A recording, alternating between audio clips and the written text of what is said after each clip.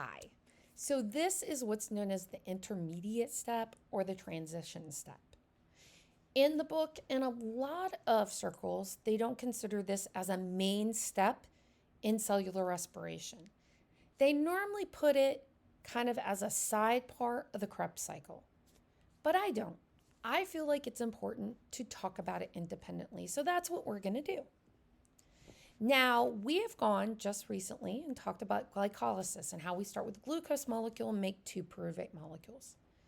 And then the next big giant sequence of events is the Krebs cycle. But unfortunately, the Krebs cycle can't utilize pyruvate as its molecule to start with. So the body has to change it, and it changes it into and forms this molecule called acetyl-CoA. In the process, it's going to be making an electron carrier known as NADH and also a waste molecule known as carbon dioxide.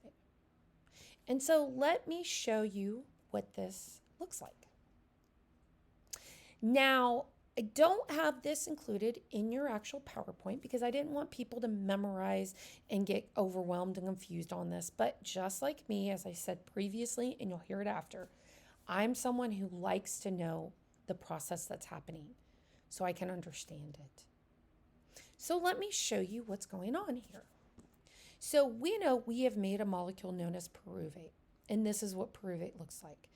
And glycolysis, and that was through the process of glycolysis, is happening in the cytosol. But everything else we need is essentially happening inside the mitochondria. So that's going to be one of the big parts of this, is it's going to take that pyruvate molecule, and there's this transport protein along with what's called pyruvate dehydrogenase. That is the enzyme. It ends with ACE, right? And that is going to be what converts and allows this conversion or this movement from pyruvate to acetyl-CoA. Now, how does that happen? Well, we transport this in, and then this enzyme is going to essentially take this molecule, and it takes this molecule known as coenzyme A and essentially replaces the end of where the CO2 is with the coenzyme A.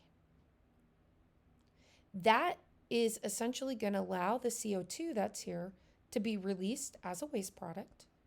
And in this process, this is also stealing electrons from here. So it's going to take the NAD plus that's there and convert it to NADH, right? And so this is reduction. GER, gain of electrons reduction. And so this NADH is going to be one of the electron carriers that will be used later to start the process of electron transport chain. Now, this shows you what it looks like if you had one pyruvate. But we have two pyruvate molecules here. So this process is going to happen twice. So when we look at the transition step, what do we have? Well, we have two pyruvates coming in. We have two NAD pluses that come in. You could even, if you want to, write two coenzyme A's coming in. And from that process, we are going to produce two acetyl-CoAs, two waste molecules known as carbon dioxide, and two NADH, which is known as the electron carriers.